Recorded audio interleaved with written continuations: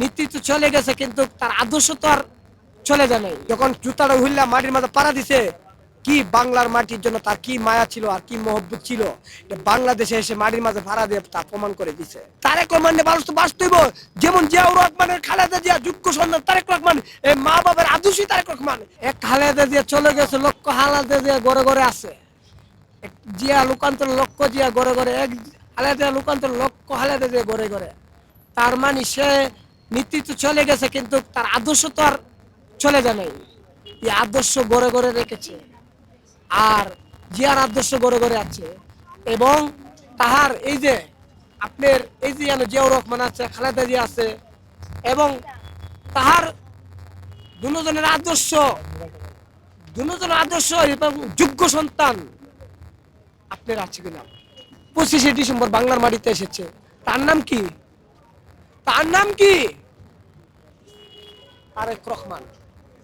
কিন্তু খালেদা যে স্বপ্নগুলো, জিয়াউর রহমানের যে স্বপ্নগুলো দেশের এবং জনগণের এবং বাংলাদেশের মানুষের গরিব শ্রমিকের, যদি ইনশাআল্লাহ যদি জনগণের ভালোবাসা থাকে, আল্লাহর রহমত থাকে, বিএনপি যদি 100% আসে, তাহলে আগামীতে এই ভারপ্রাপ্ত চেয়ারম্যান তারেক রহমান এই খালেদা জিয়ার প্রত্যেকটা স্বপ্ন, জিয়াউর রহমানের প্রত্যেকটা স্বপ্ন, দেশবাসী মানুষের, জনগণের, গরিব শ্রমিক, টুকাই, বৌদ্ধ, যারা অসহায় মানুষের স্বপ্নগুলো একমাত্র ভারপ্রাপ্ত চেয়ারম্যান তারেক রহমানের যোগ্য সন্তান সেই পারবে।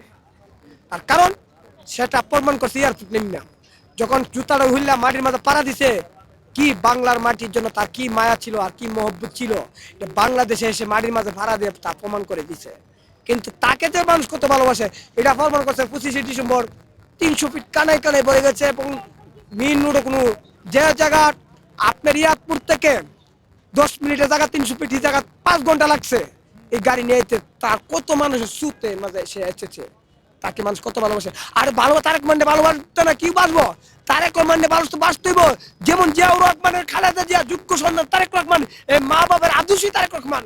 তাকে বাংলার মাটি কি প্রত্যেকটা জন তা বিদেশে থাকতো, প্রত্যেক সেকেন্ডে সেকেন্ডে তারেক রহমানের বাংলার মাটি, বাংলার জনগণের কথা হৃদয় স্থানে তার মনে জায়গা দিত।